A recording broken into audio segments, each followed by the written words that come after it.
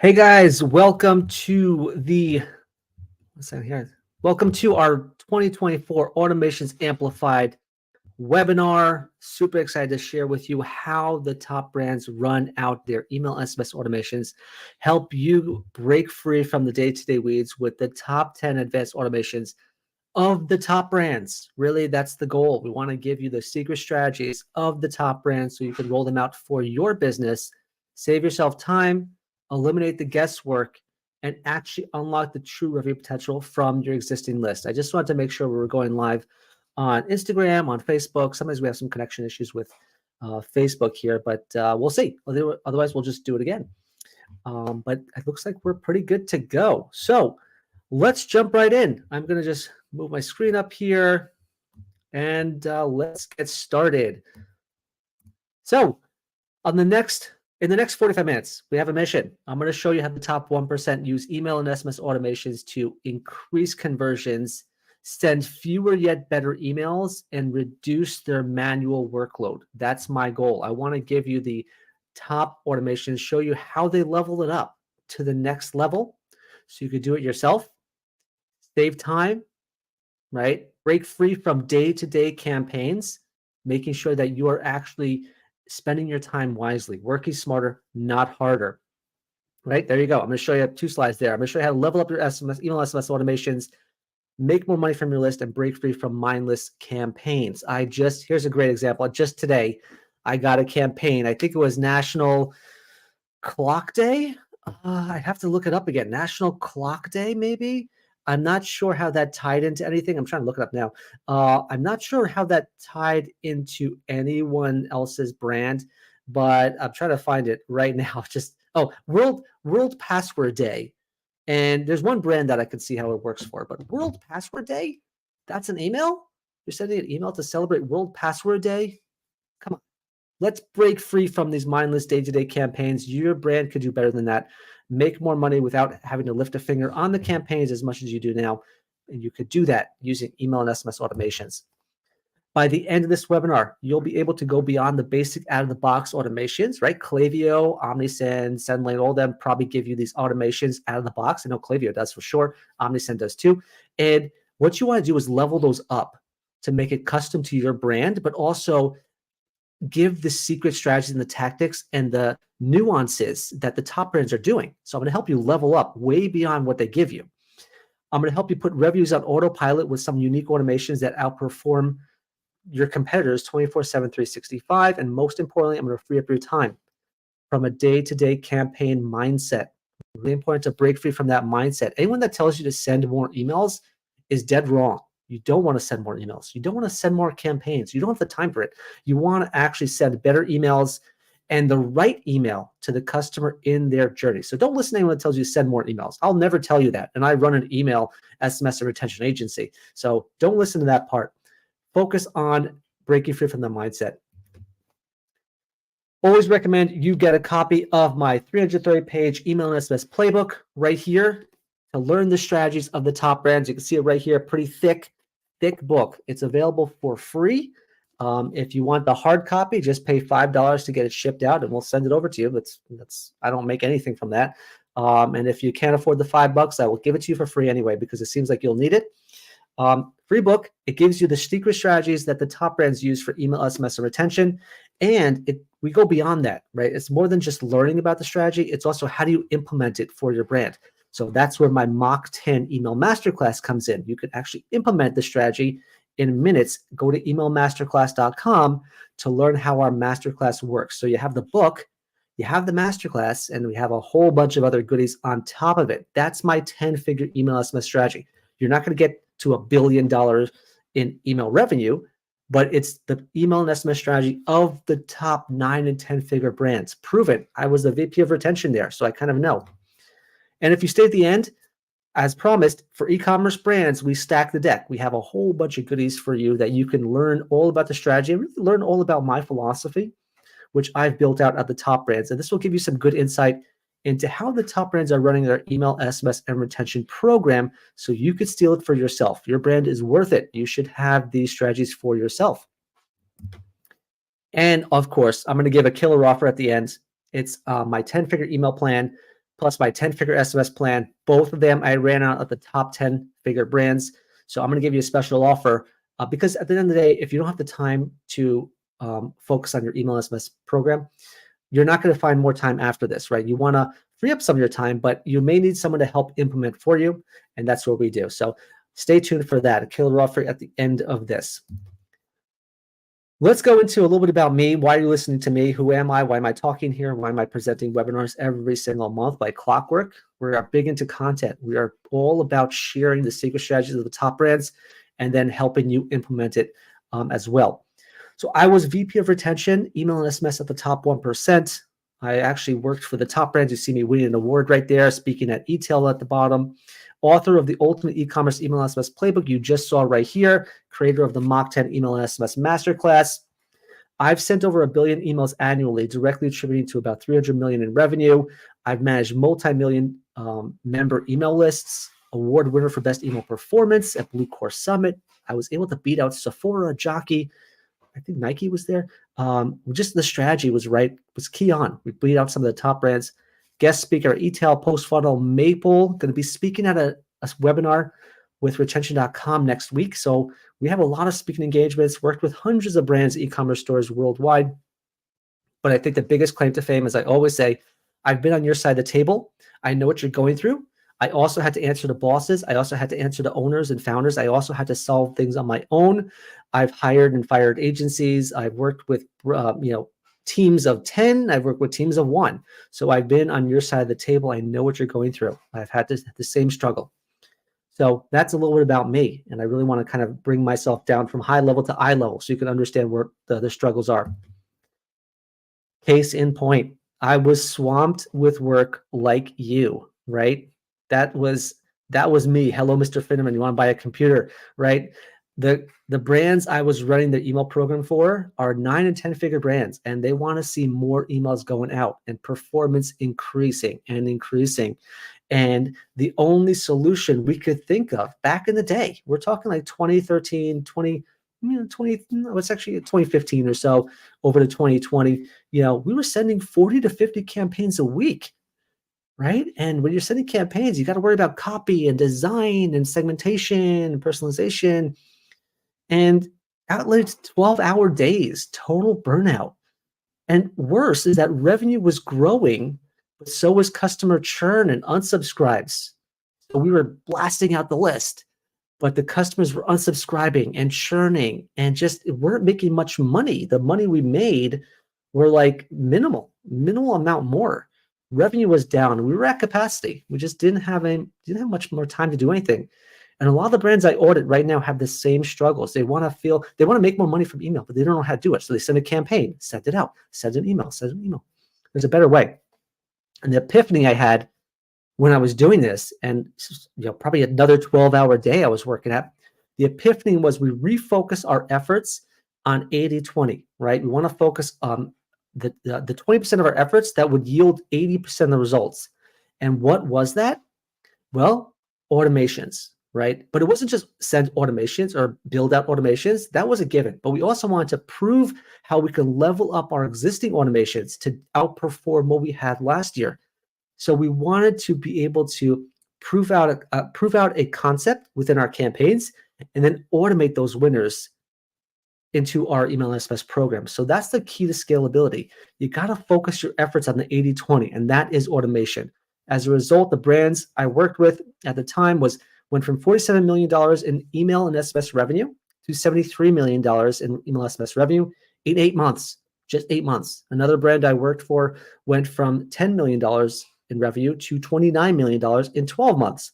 So this strategy works for 6-figure brands to 10-figure brands, all while sending fewer emails and texts. Fewer, less, I'm not sure which word it is, fewer emails and texts. Since then, I work with 7-figure to 10-figure brands to help with their automations and their whole strategy. So trust me, I've been on your side of the table. I know what you're going through. Quick rundown about who we are. We help brands like yours build better customer relationships, which unlock more revenue and profits, right? That's why we exist. It's all about building a better relationship with the person behind the inbox. So how do we do that?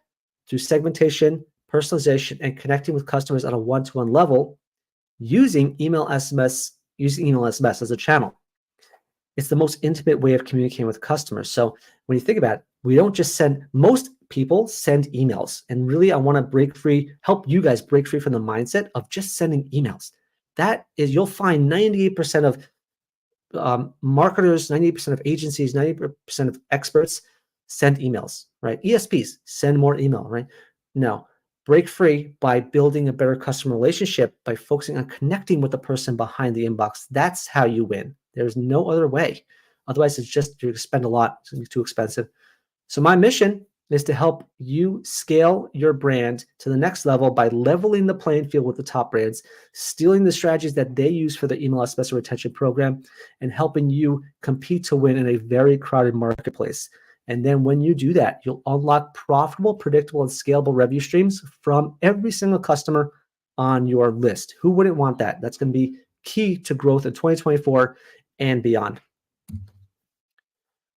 So let's jump right in. Make sure we stick to our time. We have a good hour together, 45 minutes to an hour or so. So let's jump right in. The top reasons why email and SMS automations matter the most. Let's kind of level set here, and let's talk about why is it important to rethink everything you're doing right now to focus specifically on automations, right? I'm not saying only do automations, but focus a lot of your energies on your month-to-month plan, your 12-month plan, your new apps, your new tech, your new vendors, to think about automations first, right? Not only, but first. Let's first dive into the types of automations, right? We know about the cart abandons, we know about the product triggers, things like that, the workflows. We know about the welcome series, the churn, risk of churn type of workflows out there. But then there's other things, right? Product triggers are like cart abandon, browse abandon. There's back in stock, new in stock, new review. Anything related to a product, that's a product trigger, right? It's triggered on an action.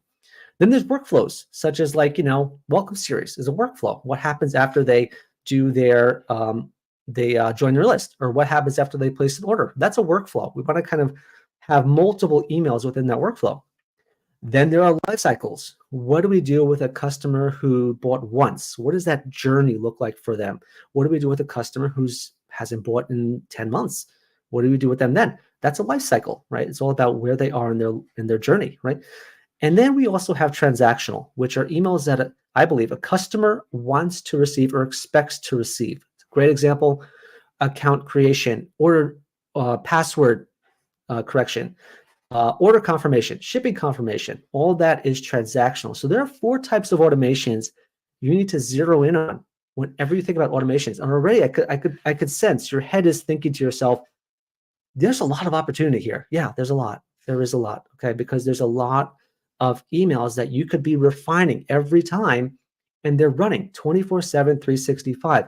So now that we understand the 4 types of automations, we're going to start diving into some of the top performing ones for those and leveling up to the next level.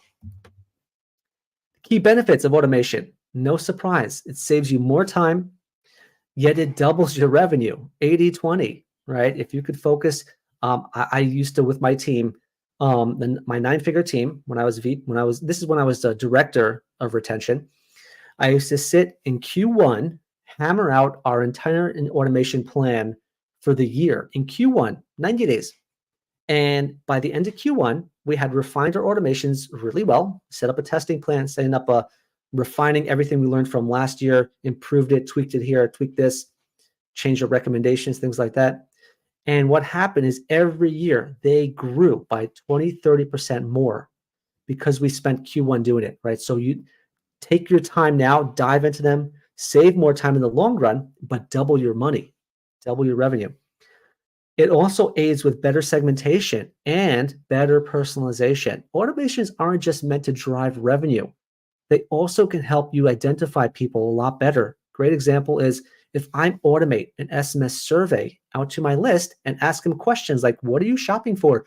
Who are you looking to gift? What are you looking to buy? Tell us a little bit about your location. Tell us what you're interested in. That's better segmentation you can use in perpetuity. It also helps you with one-to-one personalization because then you can actually send a better campaign using automation than you would regularly, right? If you could send an email of World Password Day or send a personalized email of cart abandon, What do you think will do better? The cart abandon, because it's personalized. It shows the product they're interested in. It shows the name of the product. It shows what they may be also interested in. It's sent to the right time in their buying journey. So it helps with personalization on top of that. So better segmentation, better personalization. It's a win-win. So those are the key benefits to think about when it comes to automation. But I want to give a deeper example. Okay, I honestly, if you look into your inbox, you will see multiple examples like this one I'm showing you on the screen right now. I gave a great example from a brand which we all know and love. I'm 100% positive you know them. This isn't them. This isn't them. But Bloomingdale's is them. Okay, Bloomingdale's. I checked my inbox, and I still am getting 3 emails a day from them. Okay. 3 emails a day. Now, I want to take a picture here. Let's say I click on a campaign that they sent, one of the 3 that they sent, and I browse an item.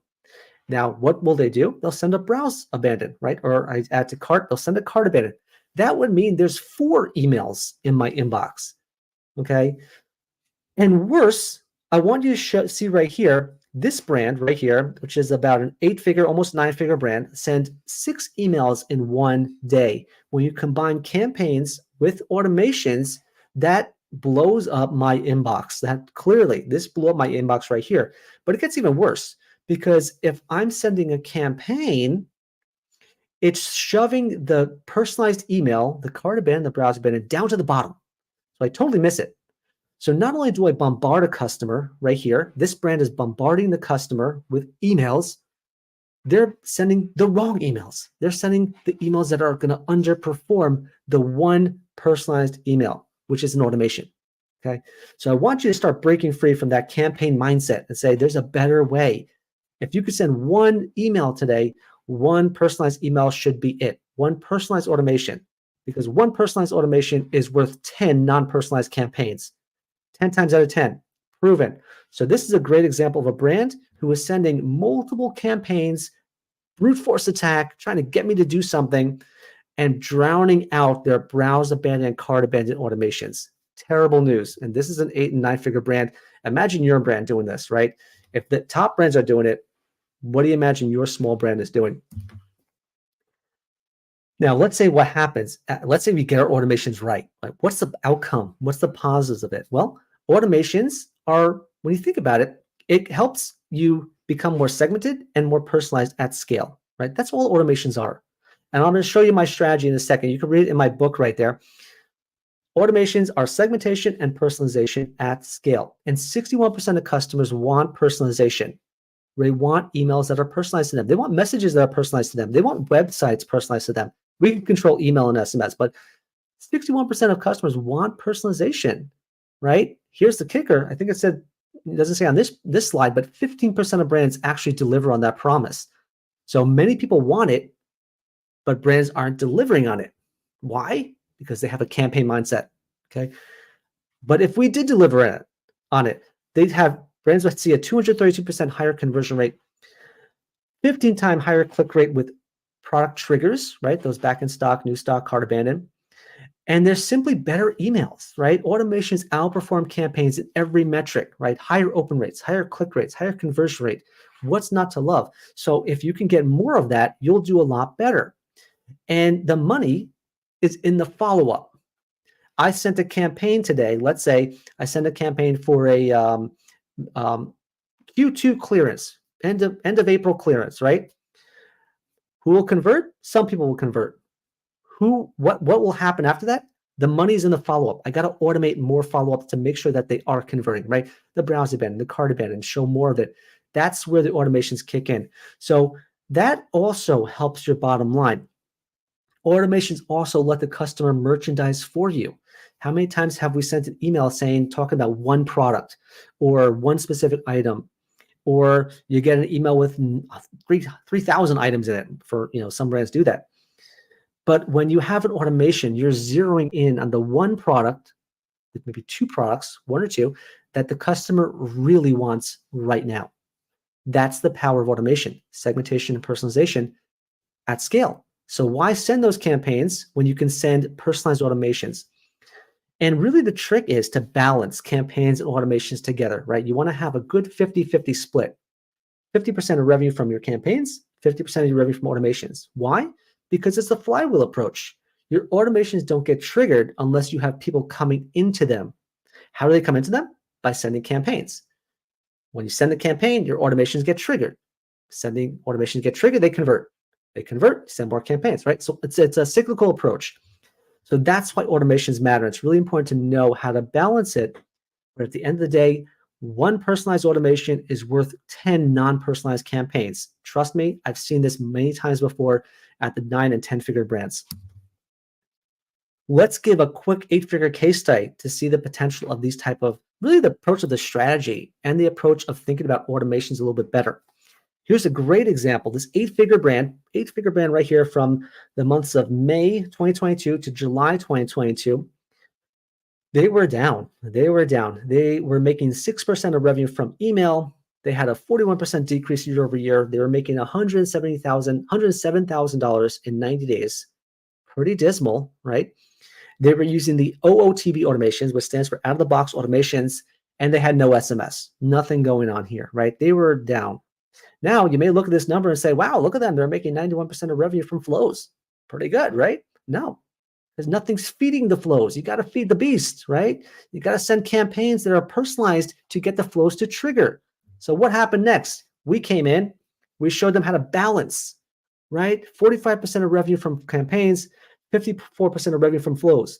What happened 1 year later, specifically in the same period of time, right? We came in 2023, and we looked at the last year's numbers from 2022. We compared them, and then we got to work.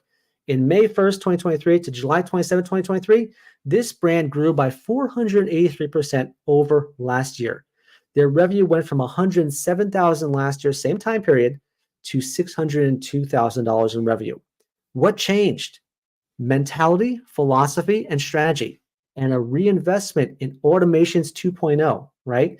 They went up to 45% of revenue from 6%, and we added SMS on top of that. So that's a little more incremental on top of that. But you can see that this brand, simply by focusing on the strategy and automations 2.0, grew to the next level in literal 90 days, just 90 days. And I guarantee you a lot of brands have those same numbers. 1,000% revenue growth, 200% revenue growth, 100% revenue growth. Even if you're at 50% revenue growth, that's killer, right? But it's not about copy or design or tweaks, kind of cosmetic stuff. No, it's about strategy. And that's what I'm teaching you on this webinar. So this is an 8-figure case study showing very clearly you can mimic this entire strategy, get it done for your brand. And when you do, you'll free up your time, make more money, and actually unlock a better customer relationship, which is really the key. You want to have a better customer relationship with the customers who are on your list. Now let's keep going, right? Our automation goals. Now our goals for creating these top automations and hacking our automations and leveling up to the next level. Let's kind of set some KPIs here, right? Well, number one, you want to create these top 10 automations, right? You'll see in this slide, maybe a little small to see, but I recommend you sign up for a masterclass. You'll see them a little more in depth. So create the top 10 automations. You want to level them up to the competition, right? I'm not talking just the competition of your local 5-figure, 6-figure brand, but leveling up to the level of the 9 and 10-figure brands. I'm going to show you the 80-20 automations. Klaviyo just released a report, which I kind of knew about for years because I've done a deep dive into our automations. And I always knew that the top 3 automations are all that matter, right? They drive 80% of the revenue, which are cart, browse, and welcome. I think Klaviyo said welcome also. I'm not quite entirely sure. I didn't read the whole thing. But if you focus on cart, browse, welcome, and surround everything you do around those top 3, you'll do a lot more. I think post-purchase is also up there too, but 80-20 of automations, zero in on the top automations that drive the most results, right? So not only will you go into your automations mindset and break free from campaigns, but you'll also go into the top automations that are actually moving the needle really well. We're also going to learn how to balance our revenue 50-50, right? If 50% of revenues come from automations, then you create predictability, right? It's predictable revenue. You don't have to worry. You just need to get more people in the flow, right? Focus your time on strategy. That's a KPI. We want to invest more time on strategy, less time obsessing over design and copywriting and cosmetic things that really don't move the needle. They really don't. And we want to focus on the strategy part and not be stuck in the weeds of the day-to-day. I've seen brands And I've worked with brands that have spent a day obsessing over copy for a campaign. This campaign will last 8 seconds in the inbox and it really won't matter, right? So don't obsess over it. Your time is better used focusing on the strategy and the automations that are running every single minute of every single day. You're also going to learn to test, learn, refine faster, and put the learnings to use in campaigns as well. And then you're going to become scalable, right? Once you have that profitable and predictable, scalable, profitable, predictable, sustainable revenue stream from automations, all that's left now is to scale it. How do we get more people in those automations? How do we identify more people? I'm going to share with you in a second. We use retention.com for a lot of great stuff. I'm going to be hosting a webinar with them next week, May 9th, 2 p.m., not to tease it here, but it'll show you how to scale it even deeper, right? So be excited for that. That's our automation goals right here in a nutshell. Now, let's get into which automations we can amplify right now, and you'll take away from this webinar, these are the automations I need to zero in on. So I zeroed in on about 10. Literally, I've had 50 to 100 automations running at any given time for some of the biggest brands in the world. That's a lot. It's a lot of automations going on. I'm going to zero in on 10, right? 10 that I think will move the needle for you the most. And then as you're launching them and amplifying them, you'll find that majority of revenue comes from 2 or 3, whatever it may be.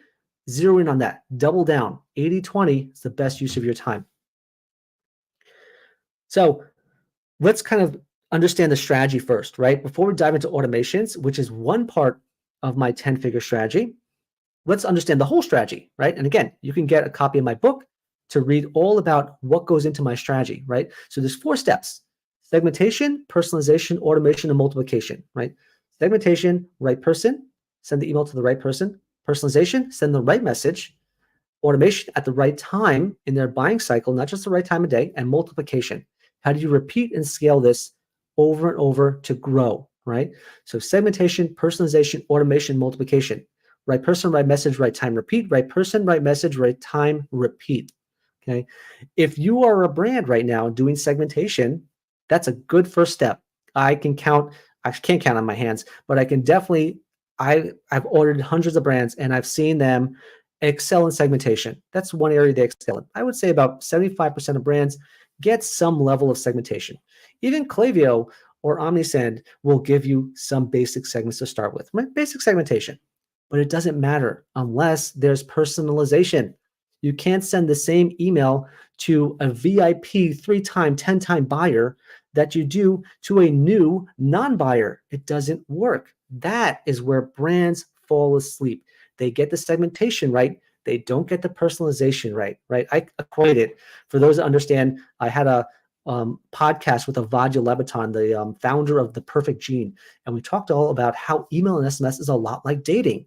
It's like dating. That's all it is. And if I was using the same, get to know you lines in New York as I did in Texas, it just would feel different, right? I can't talk about the Times Square. Hey, you got a chance to check out Times Square yet? I can use that in New York. I can't use it in Texas. I can't use it in California, right? That's personalization. I got to adapt to my segment. I got to adapt to my audience. So segmentation and personalization got to go hand in hand, but that's not enough.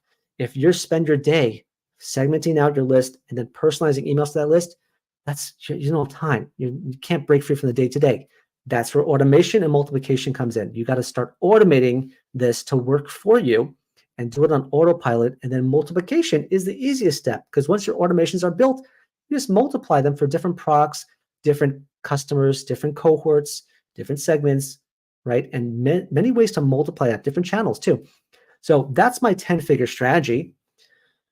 And then beyond that 10-figure strategy, you got to dial in your mindset. You have to break free of your mindset of thinking and listening to people that talk about send campaigns, send more emails. No, don't do it. Trust me. Our mindset should be customer-centric above all. If you're a brand, a DTC brand, product is the tip of the spear, and I definitely think that's really great. But you also should have an equal customer-centric mindset whenever you're sending your email and SMSs, if that's the word. Customer-centric above all. We need to make sure that we're connecting with the person behind the inbox. Number two, we want to have a mindset of working smarter, not harder. I'd rather any brand spend a day, like I said, a quarter on fixing their automations and letting it run for the rest of the year than focus on obsessing the entire quarter over campaigns. You won't get anywhere, right? So you need to focus on working smart, not hard. Number three, focus on the 80-20 rule. Knowing that 80% of your revenue comes from 20% of your efforts shows that your automations should drive a good portion of your actual revenue, if not your profits, by the way. So 80-20 rule, always have that mindset. And the fourth one, which I have keyed in on, I've been preaching this for years, and I'm super excited to see other brands and ESPs, everyone's starting to come on board and listening to it for a change. Every relationship starts with a click. I hardly ever look at open rate because the open rate is tricky. Sometimes it's a phantom open rate. It doesn't always work, right? Focus on the click. Clicks don't lie, right? Every relationship starts with it. So when you get a click, you get a customer or subscriber to tell you that what you sent them was actually interesting and useful and personalized. So the more clicks, the more conversions, the better you do, right? End of the day, every relationship starts with a click. So always track your clicks above all. Everything else, I wouldn't say doesn't matter, but it doesn't matter, right? That's really what the philosophy is, right? The clicks are what matter the most. It shows an indication of connection, and that's what you want. So you have my strategy, and we're dialing in our mindset, right? Segmentation, personalization, automation, multiplication, and now our mindset is ready to go and start building out the automations the way they should be built. Let's dive right in. Start with cart abandon. Cart abandon 2.0, right? How do we level up our cart abandon to the next level? Again, a lot of this can be found in my masterclass. Highly recommend you check it out at emailmasterclass.com. But the most important thing, go beyond out of the box, right? You want to make it sure it's super personalized to the customer with data and branding. I'll give a great example. I have a customer, I have a brand that we've been talking to and thinking about working together. And I got their cart abandon email, and in there it says this canned copy from Klaviyo. Maybe it said, what does it say? Did you forget something? Right? Did you forget this? Come back for the item you've had in your cart. Boring. Come on. We can personalize that subject line to say, did you forget your Apple iPhone? Come back for your Apple iPhone in your cart. Come back, forgot your Apple iPhone. Start checkout of your Apple iPhone, right? You can change that dynamic copy, but if you're using the out-of-the-box flows, you're never going to. So you really got to go beyond it and think about all the personalization capabilities. So go beyond that. Personalize everything. Product in the subject line, product in the preview text, A/B test all products versus core products. Sometimes you have like 10 items in your cart. Maybe you just want to show one item in your cart and see if that raises your clicks. Not your opens, your clicks, right? Test your subject line, body layout, send timing, high value cart versus low value cart. But most important, make it personalized. Another great hack, you can do this in Klaviyo right away. I'm not sure if you can do it in some of the other ESPs. I know Bluecore does it. I've done it in SailThrough. You can always split it out. Cart abandon is one thing. Checkout abandon is a whole nother flow. So you have two flows that you can build out right away. So split out cart abandon and checkout abandon, and then multiply it for SMS. That's multiplication, right? What we did for email, we can also do for SMS.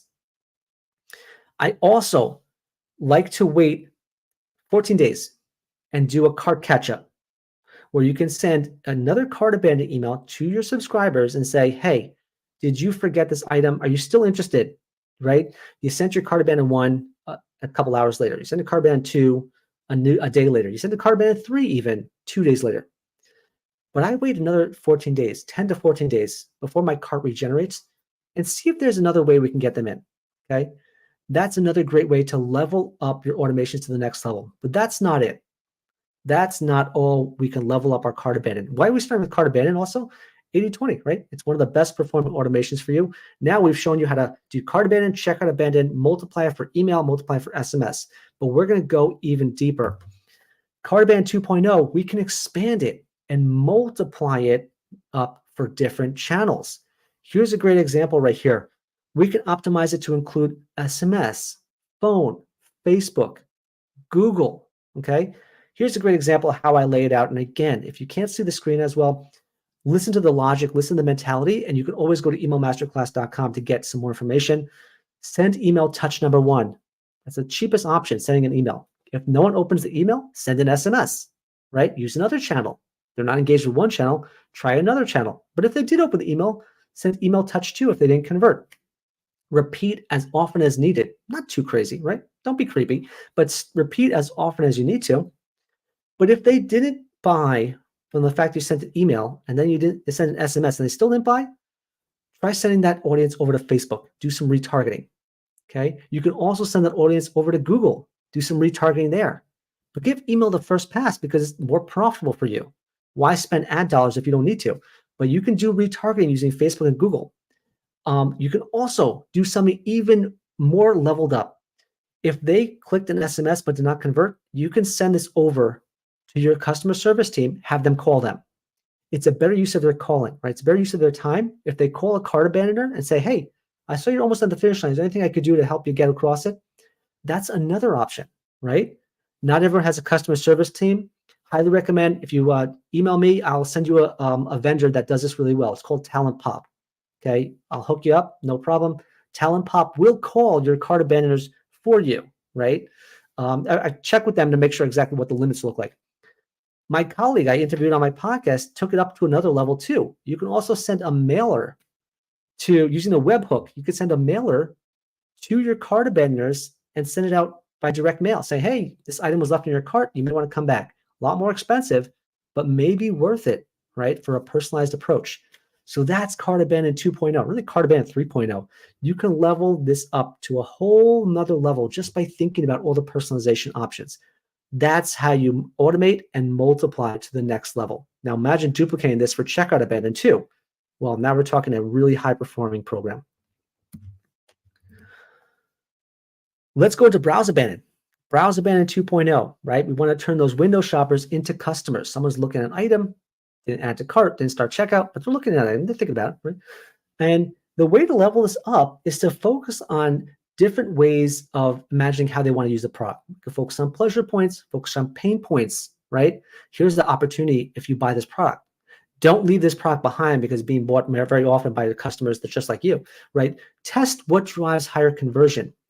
And the main way to level up this automation is to use dynamic recommendations. I have seen multiple browse abandon emails that are just cosmetically gorgeous, but a personalization dismal, if that's a word. They don't do a great job of personalization, but they should be because it's a personalized email. You can use dynamic recommendations, your product feeds, to show more items that are related to what they were looking at in the first place. Great example. I'm looking at this black shirt right here, one of my favorite outfits. I just wear a black shirt all the time. And if I have this black shirt and this brand knows my size and knows my color affinities, right?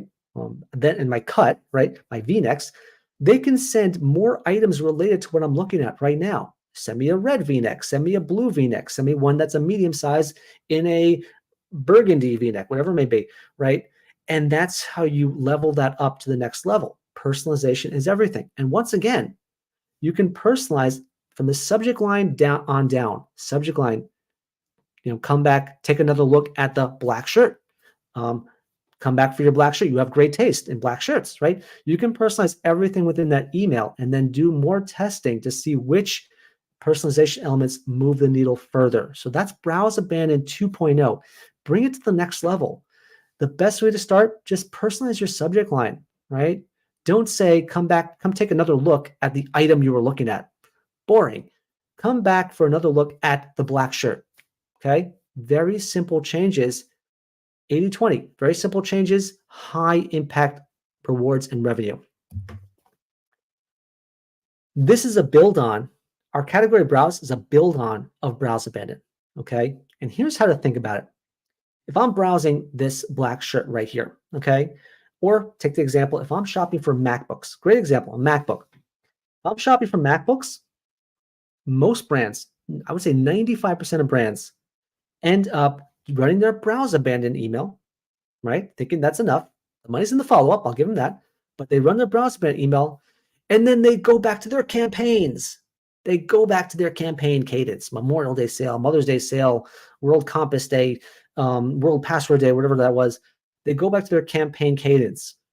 Well, that's distracting, right? They may not have bought that one product, but that doesn't mean they've left the aisle, right? If I am interested in MacBooks, why are you distracting me with headphones?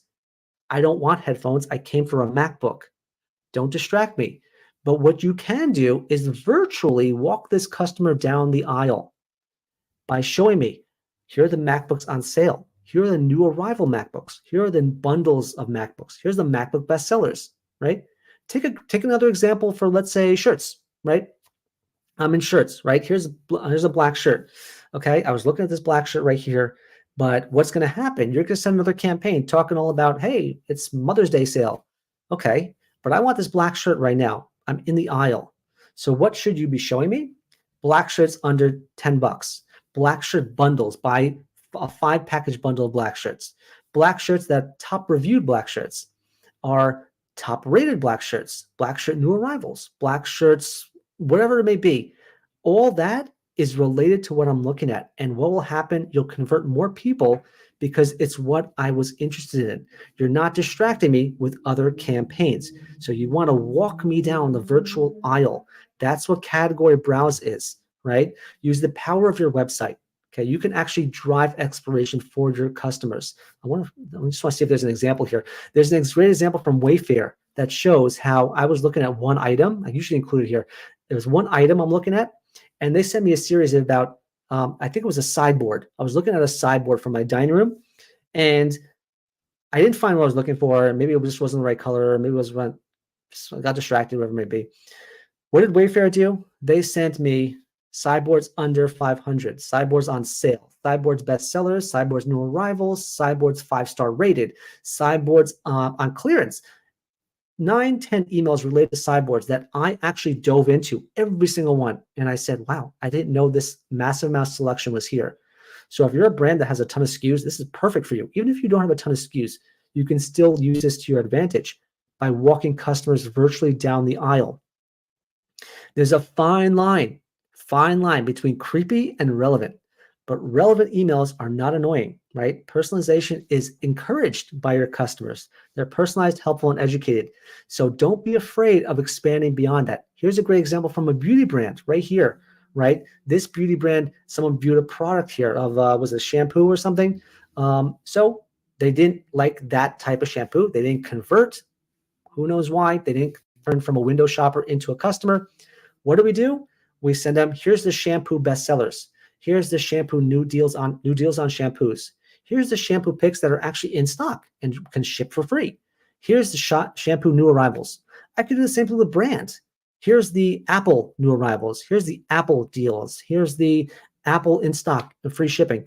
So many different ways to use a category browse. And the cool thing about it, you can use the power of your website. You can actually hack your Shopify or WooCommerce website and know what URLs do, right? I usually would show that, again, that's on my masterclass. Check out the masterclass, but you can see how I hack URLs to show different things, and each email goes to a different URL so people can see different things. So, and most importantly, audit your product data, making sure your product data is clean. I've seen many times a product has just been uploaded to Shopify or WooCommerce. There's no tags, there's no categorization, there's no breadcrumbs. It's just thrown on there. And that's going to be super important to get it right? Because otherwise, if you don't have the data and the personalization elements, you really won't know what to personalize and things will show up wrong. So that's how you level up your browse abandon using category browse. So now we dove into 3 automations, right? Cart abandon, technically 4. Cart abandon, checkout abandon, browse abandon, and category browse. Really cool automations right now. But we're not done with the abandon side, right? There's 2 other levels of abandonment that we should dive into. If you haven't seen this abandon funnel, you're missing out, okay? This is what I did at the top brands. And if you're not thinking about what stages of abandonment there are, I'm going to actually do a webinar all about this. So number 1, checkout abandon. We know they're at the checkout finish line. They're so close, right? So you want to retarget them with an email. They're at cart level, same thing. Cart abandon. You want to retarget them with a cart abandon or email and SMS. Browse abandon is the next level. They haven't added to cart. They haven't added to checkout. Well, then they're just browsing right now, but that's a level, right? So you want to send the browse abandon and then follow up with the category browse automation. But then there's also search abandon and site abandon. Okay, two other levels not many people talk about. Search abandon is a little bit more trickier. Okay, you got to actually know your data. You got to actually know your apps. Search abandon, you can actually retarget searchers using auto-filled search data. I'm going to talk about that in a second. But then there's also website abandon, right? How do you target the people that came to your site, didn't do anything, didn't search, didn't browse, didn't cart, didn't check out, didn't buy, right? They just visit your website. What do you do with them? Well, you can actually send emails for every single stage of this process. That is just a good knowledge base for you to step back and say, what else can I be doing here?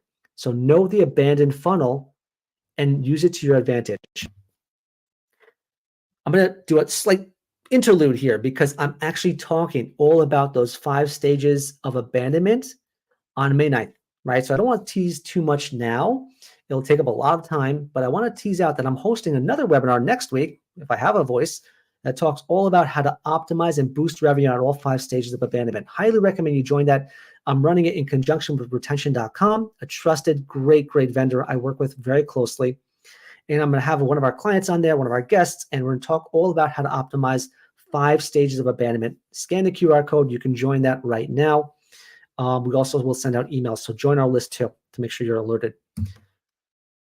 But as I mentioned, search abandon, right? Search abandon is a great way, another automation to tap into that abandonment funnel, right? So here's a great example. Go to your website right now. Go to your website, type into the search bar, iPhone 13, or type in your search bar, whatever the product is. What comes up? Usually, if you have a right app, if you have the correct kind of functionality, it's usually the product. And there's also autofill data, right? It autofills the product.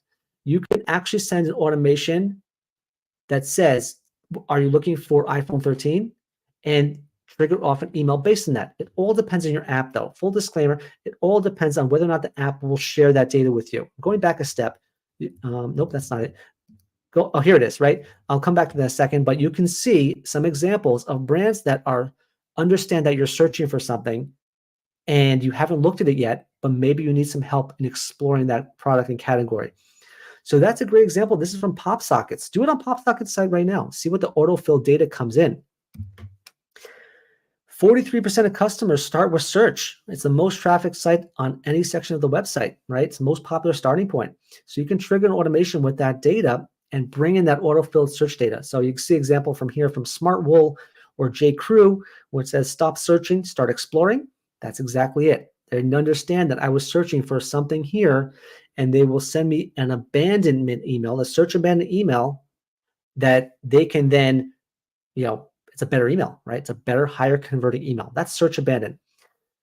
I think the most important part from all this is to just map out your abandon logic, right? Make sure that if someone's searching but did not browse, send them search abandon. Someone browsed but did not cart, send them browse abandon. So you really got to map out each logic behind it so you're not overwhelming a subscriber and that they're getting multiple automations at every stage of the abandon funnel.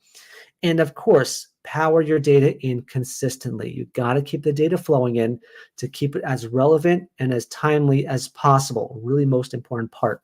So that's the search abandon. Again, admittedly, this is a tougher one to do. You got to look at your apps. You got to look at the vendors that power your search, but get your search underway. It's also good for conversion rate optimization. Let's talk now about another huge welcome series 2.0. Right? How do we level up that welcome series? So there's a few ways, right? Welcome series is a big automation for converting the non-buyers into one-time buyers. That's definitely the first step. And the key part about it is to handhold, right? You want to nurture subscribers down the path you'd like them to take. Some examples of how to do that is that you need to build your email out so there's some sort of discovery. I've seen welcome emails that talk all about brands. They talk about themselves. Here's our story. And those are nice. Those are great. Don't get me wrong.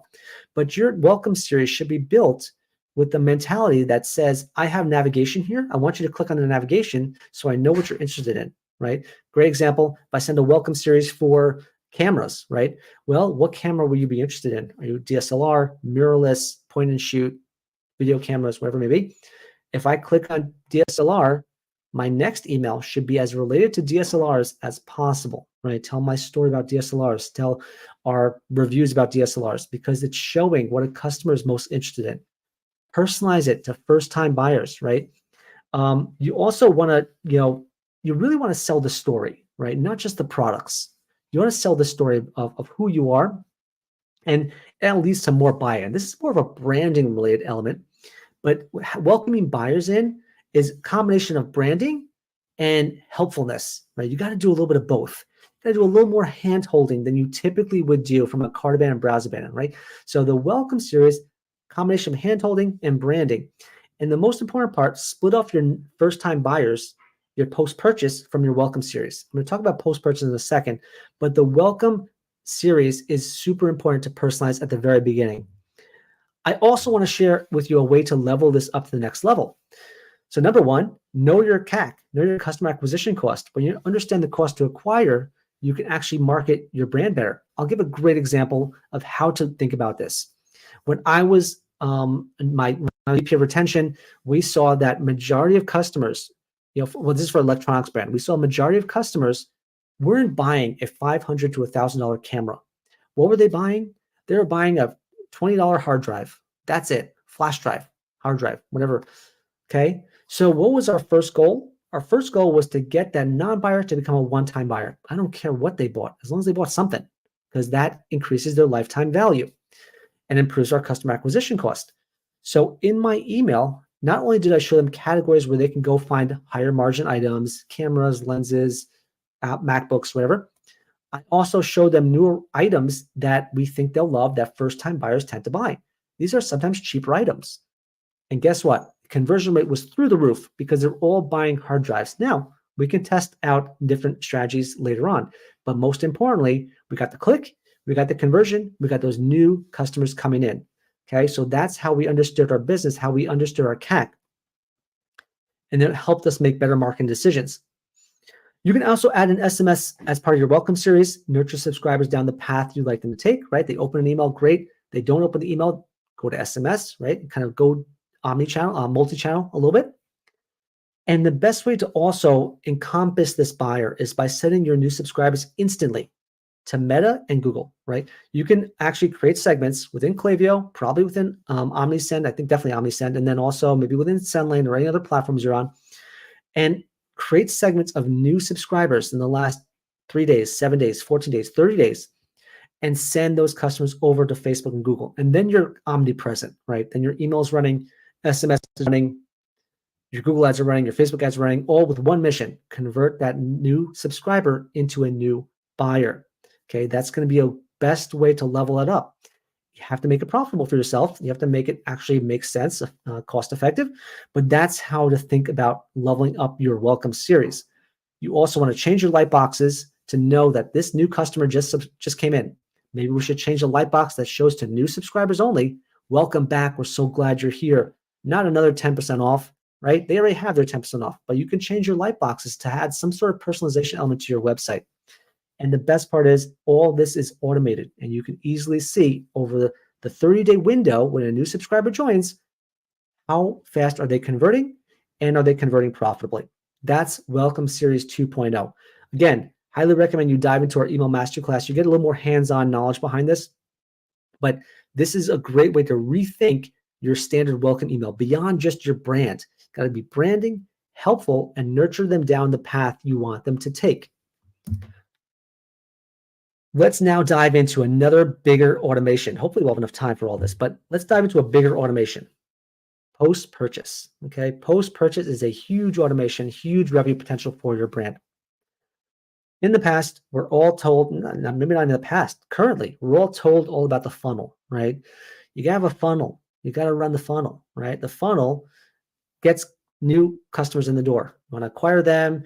They're in the awareness phase, interest, decision, action, top of funnel, mid funnel, bottom of funnel, okay?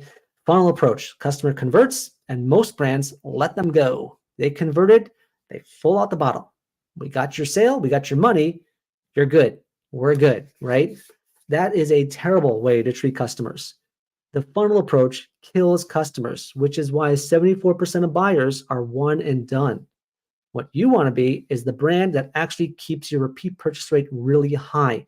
So you need to rethink your funnel approach and really refocus on an hourglass approach. Okay, the hourglass approach takes your funnel And once they buy, they expand with the customer, right? Allows the customer to feel more imbued into your brand, more loyal to your product, more feeling that they're accomplishing more, and leaving reviews for you, part of your community. That's the hourglass approach. And when you create an hourglass approach, you actually keep customers for a long time and increase their lifetime value. So what is the hourglass approach? I've zeroed in on 4 key stages that I've used at the top brands that has helped us turn those one-time and sometime buyers into lifetime buyers. 4 key stages, which I'll get into the actual specifics in a second. Number 1, adoption phase, right? Was my customer able to use the product successfully, right? I got a product. Does it work? Is everything in the box, right? Basics, right? Can I turn it on? Do I have an instruction manual? Do I have a YouTube video showing me how to use it? That's adoption phase. You need to excel in that phase. Then you go to retention phase. Did my customer unlock more value than just the product, but also for my brand? Did I give them rewards? Are they part of my community? Are they on my socials, right? Are they learning from my new Facebook group, right? That's retention phase. Expansion phase, upsell, cross-sell. Did this iPhone and this new product they bought, are they able to get more out of it by adding more layers, right? With my iPhone, am I able to extract more value out of it by adding a lens to it, by adding a different charger, by adding a different screen or a different app? That's expansion phase. And after that is advocacy. Only then, only after you excel in these first 3 phases can you then ask them for a review and have them become advocates for your brand. 4 stages: adoption, retention, expansion, advocacy. I have a whole webinar dedicated to post-purchase, so I'm not going to go too in-depth with this right now, but I highly recommend you check out that webinar. I should be hosting a new one, I think next month. So post-purchase hourglass, right? You see how it's built out right here. Most people advise you, jump to upsell them, or ask them to leave a review. Terrible. Why would you upsell someone when they haven't even gotten the product? Why would you upsell someone until you've confirmed that they like the product, that has been amazing for them, that they've seen some great value? Why would you ask them to leave a review if they don't have the value, right? Terrible way to approach it. This is the right way to approach it, right? You want to break your post-purchase into tiers. And you also, as you can see at the top there, you want to split it out by how often they bought. If you're a one-time buyer, you have a much richer experience, right? You want to make sure you take time with every single stage. If you're a 2-time or 3-time buyer, well, you're a loyalist almost, right? So you get to another level, and the copy is different, the design is different, the tone of voice with a new time buyer, a new one-time buyer is a little more exciting, passionate, growing with you. The 3-time buyer is like, oh, you're a VIP, you're a champion, you're our biggest fan, right? It's a different tone, but your 4 stages still work for everyone. So again, adoption, deliver on your product, service, and customer expectations. Retention phase, over deliver on added value, such as, I'll show you in a second. Expansion, how are you helping them extract the max value from their purchase? And advocacy, finally asking them to give back positively for you and for the community they've joined. Here's a few good examples of how to roll that out. You can see here from Harry's. Right here, the adoption phase, your order has just arrived. Here's what to do next. Turn it on, do this, easy. Here, I'm going to help you make sure you actually unbox it and use it right away. Create an account, join us on social media, unboxing ideas, how to care for it, cleaning it, tutorials, FAQs. That's all in the adoption phase. You can run out all these emails as 5 separate emails right now, or I can condense them all into one. So your call. Retention phase. How do I extract max value from my brand? Here's the A+ content you won't find on Amazon. Here's our warranty. Here's rewards and loyalty. You've earned points. Concierge services. Maybe this item unlocked a special concierge. They'll help guide you through it. Whatever it may be, this is value that they only get from your brand. They don't get that from Amazon. They can get it from your brand. That's in the retention phase. It tells people, why did I buy? Here's why you bought it from us and not from anyone else out there, because we have bonus value. 3rd stage, expansion, upsell, cross-sell, not just selling more product, but maybe credit cards, financing, right? Join our credit card program as a new one-time buyer. You get double the points, right? Subscription upgrade, replenish your item, save on your next order, right? Bundles, add more bundles. Come to a store, visit us in a store for a free repair. or a free tune-up, right? If you're about a bike, I've worked with bikes before, free tune-up on your bike, come into the store. That's expansion. And then only after those stages have completed, advocacy, leave a review, refer a friend, share on your socials, share a picture, right? That's advocacy. So that's a great example of sample of touches. How many is that? That's about 12 email touches you can run out right now. You can condense them if you want, but these are some examples of how brands are using a post-purchase hourglass, how the top brands use a post-purchase hourglass, how you can do the same exact thing. Again, I went pretty deep here, but I'm going to go even deeper on our post-purchase webinar. Hopefully you give me some more time here. We're really going through this really well. So we're almost done. The next automation to dive into is a critical one, churn and risk of churn, right? Churn is when your customers leave you, right? They've left already. Risk of churn is the most important part. You want to predict when a customer will leave, and it shows by the indications of when they're browsing emails, clicking emails, shopping, right? Risk of churn helps you predict and prevent them from leaving, right? Prevention is 80% of the cure. It's 8 times more effective than trying to win the customer back when they've churned. I have run dozens of risk of churn campaigns to perfect it, and I've zeroed on some pretty good risk of churn ones, but it really depends on the brand. But the most important critical element is know your churn. When do customers fall off? Is it after 6 months, after 6 days, right? A year, 2 years? When is that churn window? And then set your risk of churn automations to run well before that, right? Because again, it's harder to win them back if they churned than it is to win them, keep them in the fold before they churn, right? So a great automation for this is a CRM upgrade, right? Where you can actually make different offers based on how much they bought. Did they buy one product or did they buy one time? Let's test out a deeper offer to get them to buy again before they churn. Did they buy 2-3 times and we expect them to buy another time, but they didn't? Well, let's maybe do a slightly less offer, but just share a reminder. Customer appreciation week for our 3-time buyers and a solid offer for our 1-time buyers, right? That's a really good offer. So you can actually test different strategies for churn and risk of churn. I like risk of churn because it allows you to prevent people from leaving. And of course, you can triangulate this with email, SMS, and paid media, paid social efforts. So it's really kind of triangulate your marketing efforts to not just include email and say, like, we sent an email, they churned anyway. What are you telling me, Isaac, right? No, you got to triangulate it and make sure all your channels are working in orchestrated fashion and they all have one mission, keep customers from churning, okay? It's all about retention here. So that's churn and risk of churn. The next automation, I think we're about on 9, if I'm not mistaken, maybe you're 8 or 9. It's really deep, right? Re-engagement. Focus on engaging subscribers again. Very different than reactivation is re-engagement. Re-engagement just wants to get them to open or click. That's all we want them to do. Show that you're still active and show that you actually want to hear from us. Disengaged subscribers, as you know now, with Gmail's deliverability challenges, and you have, want to make sure you have your inbox management correct. You want to keep the deliverability rates really high and remove the unengaged. Now, I'm not saying remove, like delete them. I'm saying just reassign them.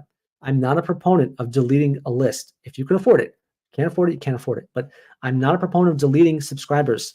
I just cordon them off. I don't mail them. There may be a time when you mail them, and I think that there's a great way to how to re-engage them. I'll tell you in a second. But you want to re-engage customers with a one-click option. Look right here from Paul Mitchell and Framebridge, right? Very simple emails. Is this the end? We hate goodbyes. And it just meant to get one thing. Every relationship starts with a click. It just wants to get the click, okay? And then if they don't click, you don't delete them. You just reassign them. And the cool part about it, you can actually take that suppressed list, right, and send it over to Facebook and Google again and try and win them back. Try and re-engage them. There are also tools out there. Retention.com does this. Another plug for retention.com. You can send that list over to retention.com and they will kind of clean it for you and say, these people are still active, or no, these people left their job, or these people are just, haven't opened emails in 3 years, delete them entirely, and then get back a cleaner list that you can actually try again. So that's a really cool way for you to re-engage them. It costs a little bit of money, but it's better than just deleting them, right? I don't like to delete them because sometimes somewhere they may come back. I'm not saying immediately, But let's say you have a whole bunch of Black Friday buyers that only buy during Black Friday or holiday season. Deleting them before the holiday season, probably not the best thing. So if you can afford it, hold on to them, but at the very least, try to clean them. And if you want to delete them, wait after a set period. But re-engagement is the best way to do that. I have seen brands not running this really well and just kind of trying out these new things and new tactics and everything. Focus on one click. One click. That's all you need. Just one single click, and they're back into your fold. Automation is number 9. I believe we're at 9 because I know we haven't gotten to one of the biggest ones that people leave on the table, but this is product triggers. And product triggers, the way to level this up are by understanding that it's not just about people that opt in. I don't have a screenshot here, but sometimes when you go to a website, when an item is out of stock or hasn't arrived yet, you see on the product page, it says opt in to hear about this product when we have it in stock, when it's been replenished, you name it. And they build out this list of email subscribers. But the key behind it is to not just target people who subscribed, but target people who viewed. Okay, that's how you level it up. So when you're sending an email to the subscribe list, it's probably only 10% of the total possible population you could send to. I will give a great example of this. Again, VP of retention at a consumer electronics brand, and they had a product that was available to be sold on the store. We had like an iPhone or AirPods Pro, and it was out of stock. They didn't get it in yet. It wasn't supplied yet to us, but we can still take orders. So what do? People came to the site. Some of them subscribed to be opted in to hear about when that product was available, but 90% of people didn't want to subscribe. They're like, I'll just come back later. So what did we do? Historically, we would send it out to the subscribe list.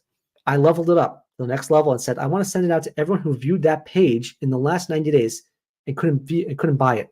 Guess what? Our numbers jumped by 200%. The revenue jump was huge because we targeted more than just people who subscribed. You can also use dynamic recommendations here, and there's just a lot of variety within these emails. Just some triggers to think about: back in stock, new arrival; low stock, price drop; new reviews on site. All ways to trigger out emails that you theoretically would have done a campaign for, right? So when you think about triggers, think about, what can I trigger out right now? What can Klaviyo do for me? What can Sendlane do for me? What can OmniSend do for me? And how can I build out an own separate trigger using an API call or things like that can run for me automatically and save me time from doing it myself? That's product triggers. It's huge place to go, huge area to dive into. But let me save the last one, one of the best ones for last, that not many brands are doing right now, and that's transactional, right? There's a huge opportunity to monetize your transactional emails. Transactional, in my definition, is an email or text message that a customer expects to receive. It keeps the definition very simple and manageable. It has the highest engagement rates ever. Now, you've talked 80% open rates, 20% click-through rates, you name it. And you can monetize these very easily. Check out Ritual right here. They have the give $5, get $5. You have ASOS right up there. There's ways to add in recommendations into your transactional emails. And guess what? It's not a problem, right? Some ESPs will tell you it's a problem. You can't add recommendations to transactional emails. You can't add anything promotional to transactional emails. That's dead wrong, okay? There's no mandate that says that at all. I've looked everywhere. I've seen it myself. And I'm going to show you examples of brands that are doing it anyway because there's no mandate for it. But you just have to be respectful. It's a transactional email, right? You're not going to start selling. So when you think about transactional emails and how to monetize it or how to benefit from it, start with 3 goals, okay? Transactional emails should allow you to do one of 3 goals. Number 1, get the opted out to opt in. That's goal number 1. Goal number 2, perhaps get people to buy more. The way to do that is with recommendations. And goal number 3, get customer data, right? So some things like account creation, surveys, net promoter score. All these are 3 goals. So if you focus on those 3 goals for transactional, you will level up your transactional emails and text to the next level. Here's an example of some of the goals in action. So goal number 1, what did we want to do? We wanted to get the opted out to opt in. So Ritual does this really well. Give $5, get $5. Sign up, opt in to get $5 when you do XYZ, okay? Home Depot, at the very bottom of their email, transactional email. This is me. This is my transactional email. I forgot what I bought, but I bought something. Save $5 on your next $50 order with sign up. Sign up for SMS. Okay. Opted in. You want to get people to opt in. Goal number 2, get people to buy more, right? So you can see again on Home Depot's email, you see at the very bottom, you may also like these items. That's a transactional email. So don't tell me you can't monetize it and send promotional items within transactional email. It's not promotional if it's personalized. Very simple. So they have items here that are related to what I bought before, which is super helpful. And then you have Cult of Beauty, dynamic items in here, and you have Amazon's email, which has keep shopping for this, this, this, okay? Personalized recommendations based on what I bought in the past. And then finally, goal number 3, if you want to level up your transactional emails, making sure that goal number 3 was, how do we get more data, right? So you can see here, Best Buy has a survey that says, how do we do? And so does DSW. Hey, thank you for your order. We'd like to learn more about your experience. Please take our survey and maybe you'll get $5 off your next order, which is also getting customers to buy more. Another way to get data. So now your transactional messages are leveled up and they're achieving more than they're doing right now. They're either getting opted out to opt in, they're getting customers to buy more, or they're getting more customer data to help you with your segmentation and personalization. Want proof of how powerful this is? Check this out. Transactional SMS. This is one brand we're working with. From January 1st to April 30th, the last 4 months, we turned on SMS, transactional SMS for them. Okay. We gained $44,000 in incremental revenue we didn't have before, year over year. $44,000 gained. We sent less than 9,000 SMS text messages, but it's super personalized, right? It's SMS.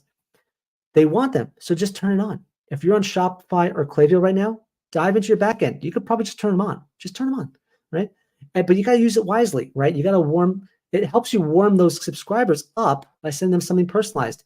It warms those subscribers up, so therefore the next time you'll send an SMS, they'll take you seriously, right? Because you've been very helpful, right? And I found that if you focus on 3 SMS touches for your transactional messages, order confirmed, shipping confirmed, and order delivered, that's really all you need, right? You don't need to get super fancy with, we just, Jeff is walking into your door right now, or it just arrived in the truck, or the plane took off, right? You don't need that. But you just need 3 main touches and you could be totally fine. And it adds a whole new revenue stream for your business. Here's the cool part. A lot of these SMS are not even clickable. You can't even click on it. How do they make money? Because the customer comes back. They go visit their account. They go track their order. They want to see where it's at. And it just creates a better experience, and they still buy more from that SMS. This brand, $44,000 in incremental revenue from SMS transactional. I didn't have to soup anything up. Didn't have to change any lines, change any subject lines, anything like that. Messages. It just works. Great way to level that up. Great. I think we got through all the automations we want to talk about on this call, on this webinar. I just want to finish with one final piece of this. It's really important to A/B test your automations, making sure they're working. So what I found success is I get a baseline. I turn on these automations and I let them run, like cart abandon. Turn on cart abandon as is, out of the box, let it run. Give it 30 days, 60 days. Then start with step number 2. Test your creatives. You can test your creatives, you can test your copy, test something, right? Set that foundation, right? Get those creatives and copy right. Then step number 3, test your recommendations, your recommendation algorithm, personalization, which items we think would be better there. No recommendations, whatever you want to test. And then after that, you then learn and refine every 90 days. Every quarter, you should dive in, open them up again. What can we test now? How do we refine further?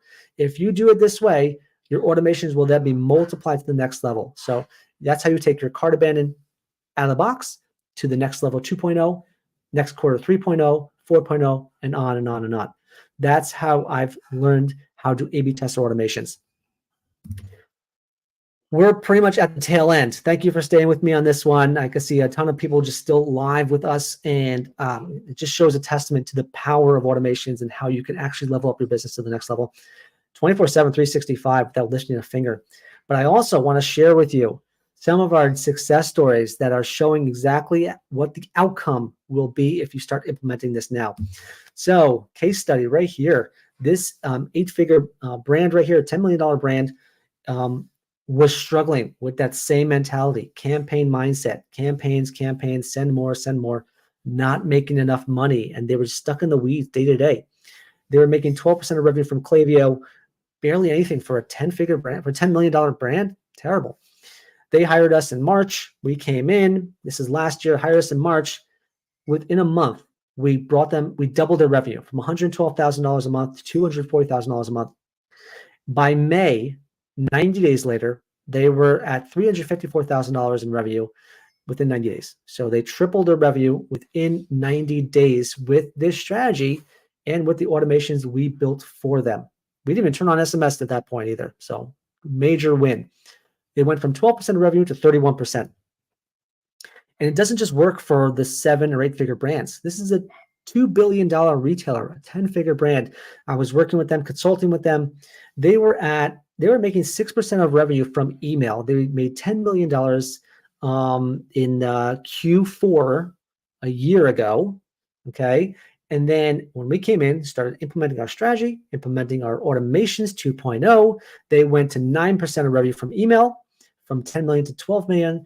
And then by the end of the year, 12 months later, they jumped from 6% of revenue to 14% of revenue from email, from $10 million in revenue to $30 million in revenue. Same time period, year over year, just because of the strategy. It works. It works every single time.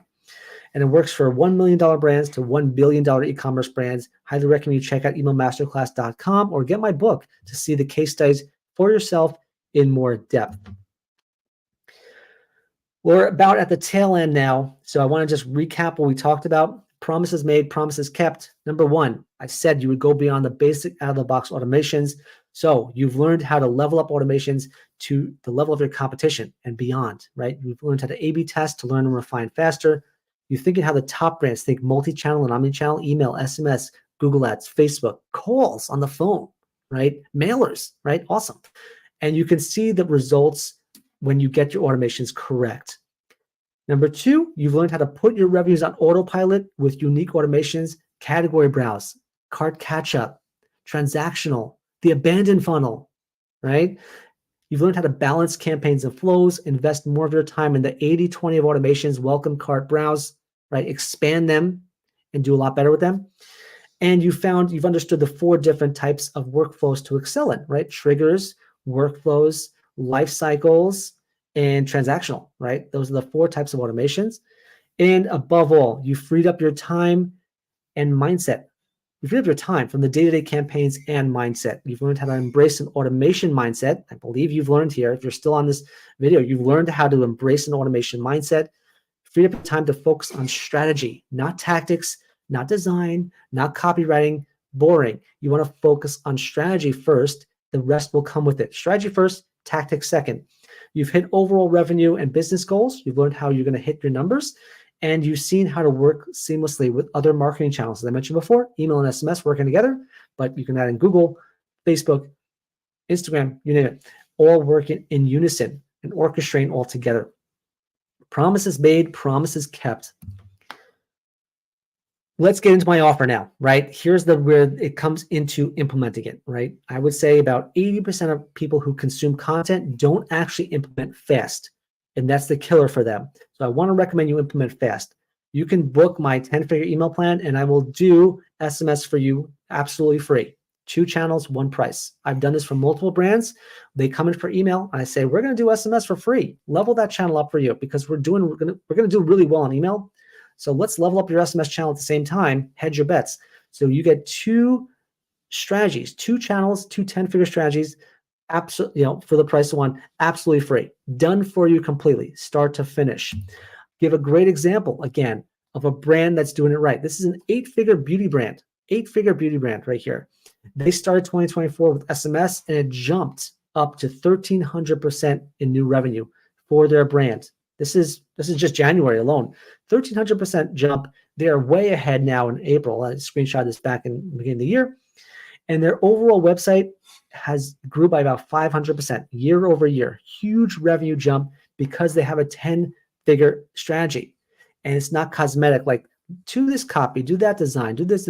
No, strategy first. That's really what matters. It's all about the strategy, not the tactics. And when I talk about SMS for free, we're talking about my SMS marketing playbook, my 10-figure SMS marketing playbook. I'll share with you my list growth hacks, how I grew SMS lists from 0 to 500K in 60 days, my 10-figure SMS strategy, right? That 10-figure strategy you learned similar to email, but implemented for SMS. 25 plus SMS automations that my team has built out already and can easily implement it into your brand.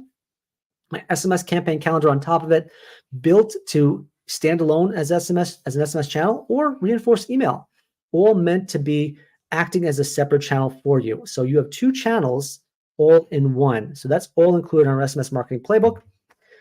Scan to book now. You can go scan this code, go to highflyerdigital.com/book, and you can get started pretty quickly. We'll start with an audit, a 10-figure audit right there. And you can even see how we do an audit on that page. Scan the code, see how you do it. And there's Craig right here saying 107% increase in 2023 was incredible. He grew by triple digits, right? 107%. And now he's up 1,100% in 2024 because of the strategy. So really super happy. And it works for brands of all sizes. If I can do it at the 10-figure brands, I can do it at the 6-figure brands. And we can do it at the 8-figure brands because it works. It's all about the strategy. That's what matters the most. Finally, as promised, if you're an e-commerce brand, go to highflyerdigital.com/book and you will see there how to get this entire content bundle absolutely free. You jump on a quick call. We'll talk a little bit about your brand and we will give you that for free. 15 minutes to get an audit underway, and we'll give this all to you for free. And there's more coming. I'm stacking the deck. The biggest ones are my book and my masterclass, 2 of the most popular things out there, but we're adding more in this year, including a focus on SMS and deliverability. So we're at the tail end. Thank you for giving me another few minutes over to make sure we complete this webinar. I'm super excited to share this with the rest of the people on my list. And I hope you share with a brand out there, yourself included, that actually can use this and help them break free from the campaign mindset, level up their automation to the next level, 2.0, 3.0, break free from the day-to-day campaign mindset, the terrible time draining, energy draining, non-revenue generating campaign mindset, and focus on automations and actually unlock the true revenue potential from every customer on your list, which then creates profitable, predictable, and sustainable revenue for your business. Most importantly, you'll turn those pesky one-time and sometime buyers into lifetime buyers using automation because it's all about personalization. Hope you enjoy yourself. Thank you so much for attending. Really glad you stayed with me to the end. I will see you on the next webinar. Catch you later.